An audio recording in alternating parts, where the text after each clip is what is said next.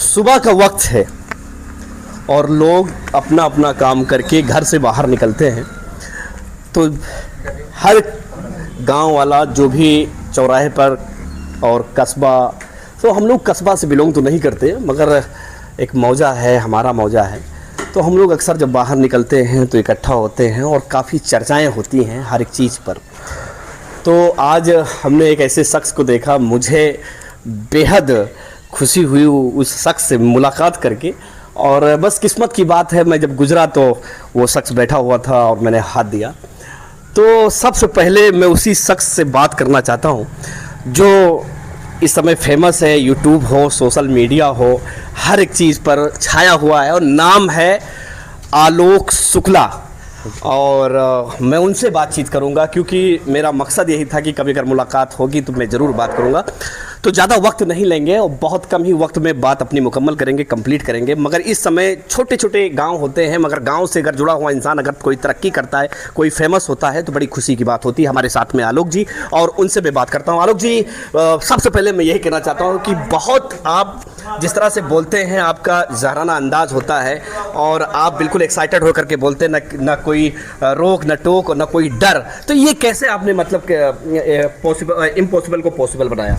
पहले मैं आपका बहुत बहुत धन्यवाद करना चाहता हूँ जो आपने इतना टाइम निकाला हमारे लिए। बोलना एक भावना की बात होती है, जिसके अंदर जो भावना होगी उसी के ऊपर वो बोलेगा।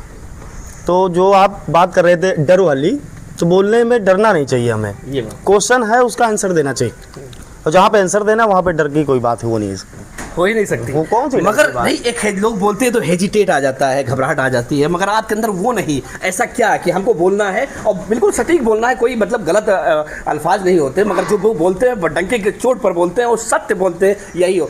ये आप कोई भी अगर गलत करता है, अगर आप गलत के खिलाफ अगर आवाज़ उठाते हैं तो इससे बेहतर नहीं हो सकता, कुछ भी नहीं हो सकता। घबराना और डरना एक कायरों की निशानी होती है, तो क्या बात, कायर नहीं है हम। सही बात, बिल्कुल आपने बिल्कुल कहा कि ये सर भले ही कट जाए लेकिन झुकना नहीं चाहिए। झुकना, जहाँ पे हम सत्य हैं वहाँ पे सत्य हैं, जहाँ पे गलत नहीं है तो गलत नहीं है, कुछ भी हो जाए। ये बात तो है, ऐसा होना चाहिए। तो क्या मैं ये बता देता हूँ कि बहुत से लोग ऐसे एंकर आए और बातचीत रखी और उन्होंने जैसे क्वेश्चन किया तो उसका आंसर तुरंत है। और बहुत लोगों ने पूछा कि 2027 में क्या होगा, और तो इन्होंने तुरंत बताया। 2024 की भविष्यवाणी हमने पहले ही कर दी थी अमेठी की। 24 की जो यहाँ पर मतलब चुनाव था लोकसभा का, अभी हुआ था 2024 में।